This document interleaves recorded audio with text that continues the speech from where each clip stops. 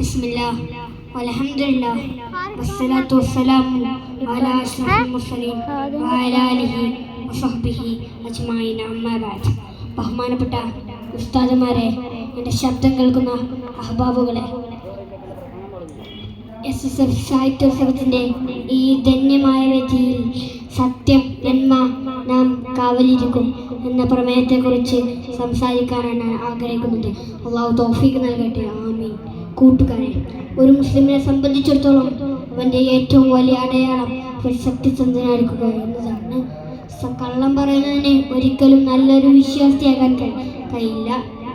വിശുദ്ധ ഖുർആനിലെ സൂറത്ത് തൗബയിലൂടെ നമ്മോട് കൽപ്പിക്കുന്നത് ഇങ്ങനെയാണ്: വിശ്വാസികളെ, നിങ്ങൾ അള്ളാഹുവിനെ സൂക്ഷിക്കുക, സത്യസന്ധരായ ആളുകളുടെ കൂടെയായിരിക്കുകയും ചെയ്യുക.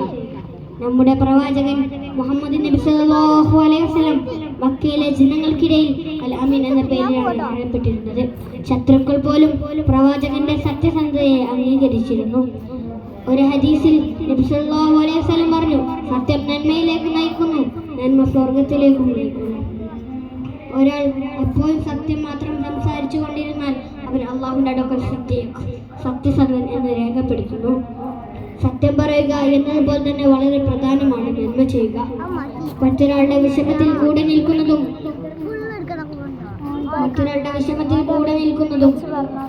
വിശക്കുന്നവന് ഭക്ഷണം നൽകുന്നതും നന്മയാണ്. നമ്മുടെ ചുറ്റുമുള്ള തിന്മകളെ ഒഴിവാക്കാനാകണം ഓരോ വിദ്യാർത്ഥിയും.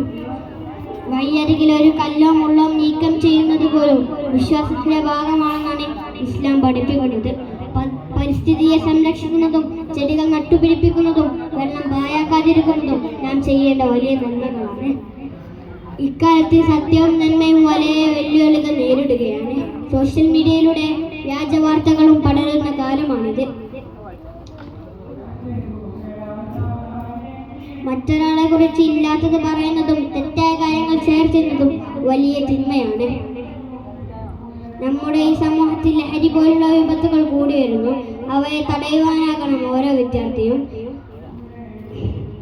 സത്യത്തിനും നന്മക്കും കാവലിരിക്കുക എന്നാൽ അത് കാത്തു സൂക്ഷിക്കുക എന്നാണ് അർത്ഥം. വീട്ടിലായാലും സ്കൂളിലായാലും സത്യം മാത്രം സംസാരിക്കുമെന്ന് ഞാൻ മനസ്സിലുറപ്പിക്കുന്നു. ഞാൻ അവസാനിപ്പിക്കുന്നു. നന്മയുടെ പൂക്കാലം വിരുന്ന ഈ ലോകത്തിന് നമുക്ക് കൈകോർക്കാം. നമ്മുടെ വാക്കുകൾ സത്യമുള്ളതാകട്ടെ, നമ്മുടെ പ്രവർത്തികൾ നന്മയുള്ളതാകട്ടെ.